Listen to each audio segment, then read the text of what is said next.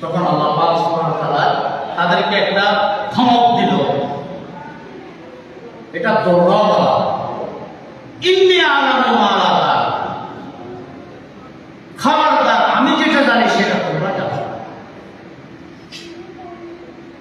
তোমরা আমার হামদ সানা করতেছো, আমার ইবাদত করতেছো, তাসবিহ তাহলিল করতেছো, কিন্তু আমি আল্লাহর রাজ রুজ এটা বিকাশ করব আমি ইনসানের।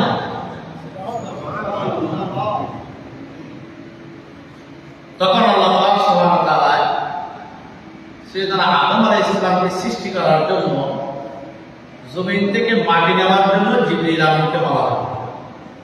এই জিবরিল যাও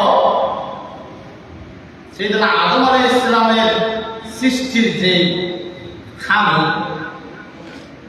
এটা মাটিটা দেয়, সাইয়েদনা জিবরিলকে বলল যে তুমি জমিন থেকে গিয়ে মাটি নিয়ে আসো।